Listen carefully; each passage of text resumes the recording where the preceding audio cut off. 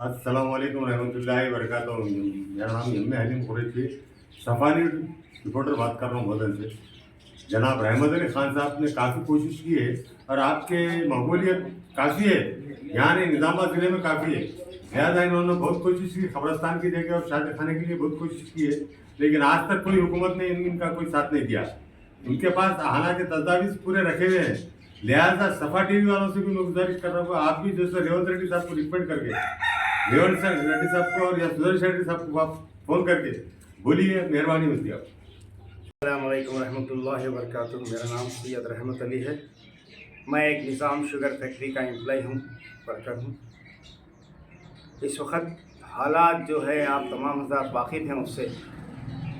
मैं दुआ गो हूँ उनके हक़ में जिन्होंने इसको आबाद करके गए थे।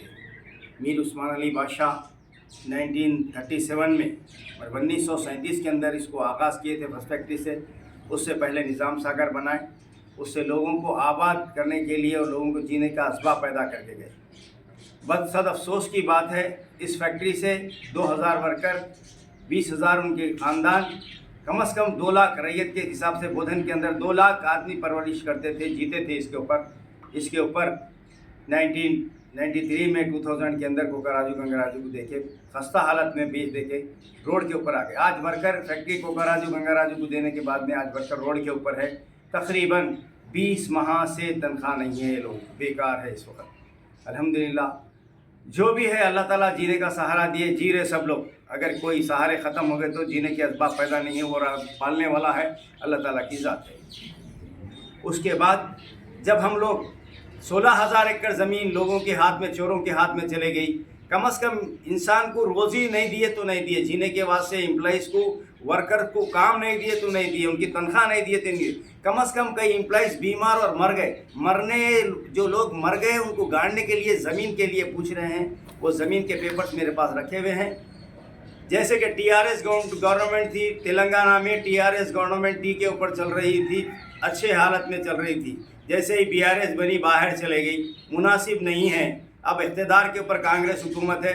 मैं मुकामी एमएलए और तमाम रेवंत रेड्डी साहब उन सबसे बोल रहा हूँ कि ये पेपर्स है हमारी खबरस्तान की ज़मीन के, जो ज़मीन बताई गई है वो उसके पेपर से डॉक्यूमेंट सेक्रेटरीट में रखे हुए हैं। हम शक्कर नगर के एम्प्लॉइज़ जो हमारे बाप दादा के ज़माने से खिदमत करते हैं, यहाँ पर आए 100 साल से, वो लोगों को कम से कम मरने के बाद उनको एक 3 फीट जगह मिल गई तो बेहतर है। इसके लिए एक शादी खाना और ज़मीन खबरस्तान की, उसके लिए एप्लीकेशन लगे हुए हैं।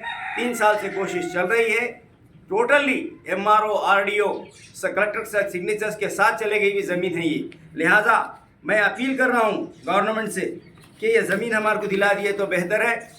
इस वक्त अलाटमेंट है, लोकेशन है उसका पूरा आप देख सकते हैं, पूरे पेपर्स मेरे पास रखे हुए हैं, किसी के हाथ में नहीं।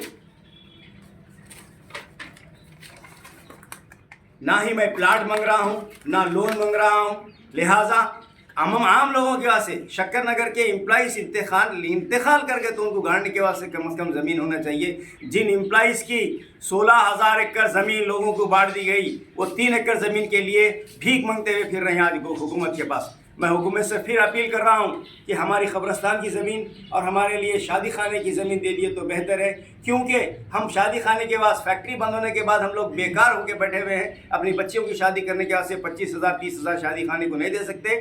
हर जगह शादी खाने, कल्याण मंडप लगे हुए हैं, शक्कर नगर के अंदर नहीं है। मेहरबानी होती हुकूमत तेलंगाना से, इस वक्त गवर्नमेंट हुकूमत जो है कांग्रेस की, और मुकामी एमएलए सुदर्शन रेड्डी साहब से भी अपील करो, साहब शक्कर नगर वालों की तरफ गौर कीजिए और हमारे लिए शादी खाने की जगह और खबरस्तान की ज़मीन दे दिए तो बेहतर है। आदाब साहब।